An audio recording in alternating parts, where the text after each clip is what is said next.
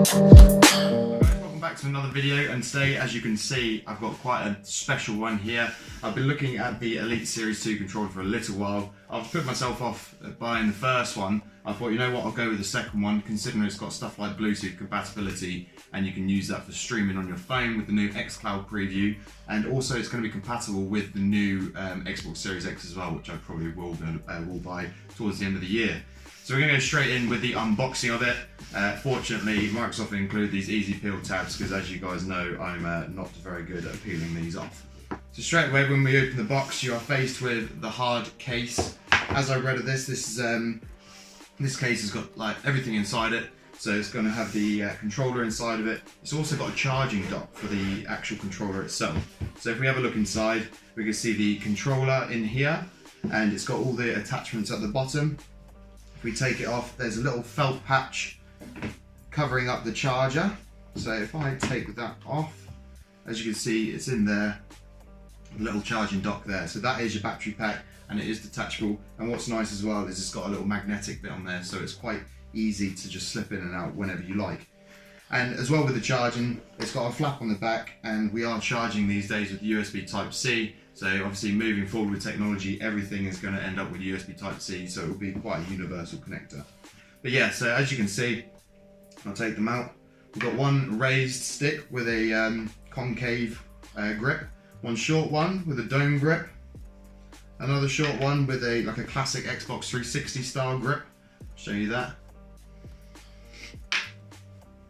And we've got another Xbox 360 style grip there as well. So I think obviously they're trying to hit back to the old days of Xbox 360, and everyone loved that gamepad, and it was probably voted one of the best ever. Also, it's got a little tool in here to change the torque of your grips as well, of your analog sticks. I believe all you have to do for that is just take these off, and you've got a small screw thread there. Just put it in and you can turn it. I think it's got 3 settings. So one is like your normal Xbox One, all the way tightened is like your Xbox 360 controller, and in the middle is obviously going to be in the middle of those both, depending on what your play style is. You can also, once you pair this with your Xbox, you can then go into your accessory settings and actually change, you can change the acceleration rate of your sticks there as well. So that's quite good. So it gives you full control. And there's so many other things you can change on there. Obviously on the back as well, I've got our 4 sets of paddles, so you can map those to whatever you like. We've got grips all the way around. Let me just take off this bit of film over the buttons. The weight of the controller is really nice, by the way. It's got a nice metallic feel. It's, you know, it doesn't feel like it's going to break. It's going to last quite a long time. Obviously it's got a nice sort of matte finish with metallic triggers and shoulder pads. And it's got a nice glossy inside to the sticks as well. So this is a really nice controller. But it's also got 3, you see the 3 lights here. So we've got the ability to have 3 different profiles and a default. So obviously you can change that. Press it once for the first profile, twice for the second, third for the last. Press it once more, the lights turn off, and that goes to a default mapping for the controller. As you can see, we've also got no battery pack, so it's got an inbuilt battery to obviously go with the battery charger inside the case. Like I said, everything is now charged by USB Type-C.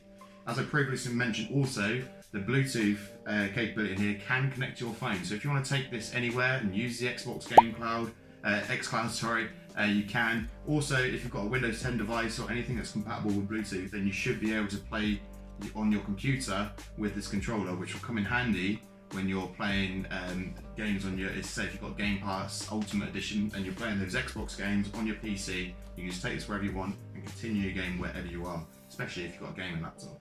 One thing I forgot to mention as well is it's got the 3 settings for each trigger. So you've got the hairpin trigger settings, so you can obviously change them from a normal long sort of press to a medium setting, which obviously changes those a little bit, so it's a bit quicker to press, or the super tight, super quick press there, which obviously doesn't give you much travel at all, but it will register a shot quicker depending on how you like to play your games. This is also, again, accessible and adjustable on the accessory setting on your Xbox as well.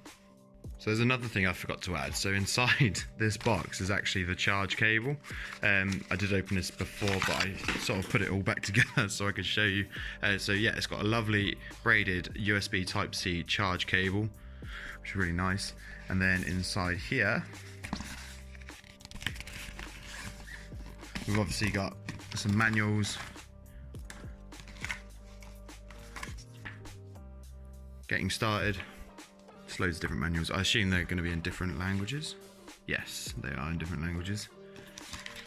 So that's always good. And then you're also going to get a Game Pass Ultimate membership as well. I've hidden the code, so don't you try and poach in that, because I will be using that as well. But yeah, that's all I thought. I'd just update you guys just to make sure we get the full review and unboxing. Okay, so I'm just going to quickly go through a few configuration options. I'm going to play a bit of Warzone in a bit. So I've got a controller before that I've reviewed, the PowerA pad, and that had some bits on the back, so I could reprogram them. So I'm just going to do it now. We'll just call it Profile 1 for now. So on the back, you can see that obviously we've got some presets here for the paddles. So I'm going to do the left one. I'd like that to be up. So the primary button is X, but I want it to be up on the D-pad. Find that, D-pad up. So that'll allow me to ping enemies on Warzone. We won't worry about the shift. A good thing about this controller is you've got a shift, so you can control one of the paddles as a shift button, which can give it actually 2 actions. So that is also quite cool. And then I'm going to keep that as Y actually, because Y in the game is to plate up. So I can just press and hold the little pad here, and we will be able to plate up. So we'll keep that. I believe it's just X. Sweet. You recording? Yes. Right. We're just going to drop into a game of Warzone now. Obviously it's free to play for anyone who wants to, and I've been really enjoying it at the moment. So we're just going to test this one out on solos. Okay, so we're just going to drop into the pre-game on Warzone. I just like to appreciate the fact that I've been playing recently on my normal Xbox One, and this just looks so much better on a 4K screen. So obviously we're playing here. The controller feels really good. The weight of it's really nice. Obviously I just got absolutely murked just then. I can already tell that I'm going to change a few things, and it's good that I have the ability to do that with this controller. So I think I might change the tension of the sticks just because it feels a bit light, and I think that 360 sort of vibe will feel a bit better. Also, just it improved my sensitivity as well.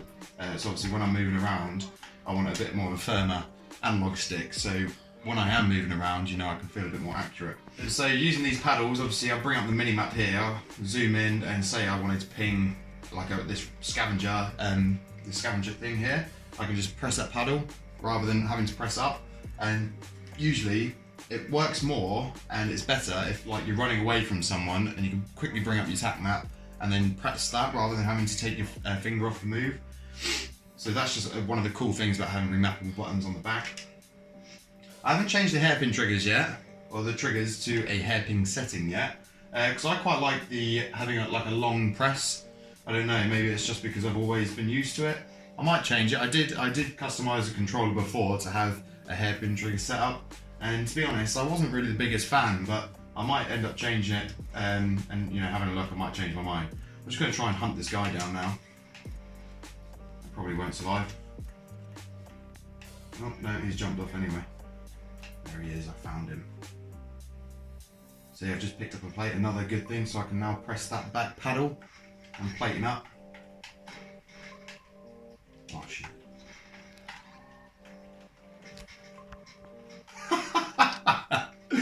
That obviously wasn't how I wanted that to go, but I won the fight anyway.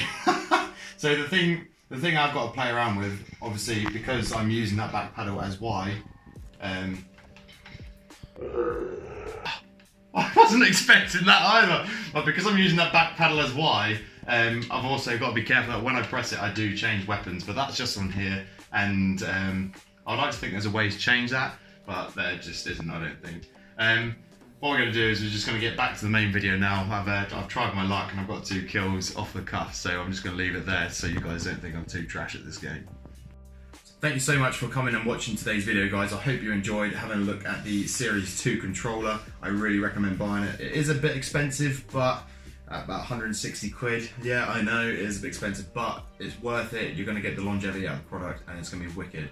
So again, thanks for coming. Thanks for looking at this video. I hope you like it if you like it, dislike it if you don't. Subscribe to my channel, share it with your friends and all that sort of stuff. I hope you have a really nice weekend, especially if you're in the UK. I hope we get a bit more sun. So anyway, thanks again for coming, and I'll see you guys later.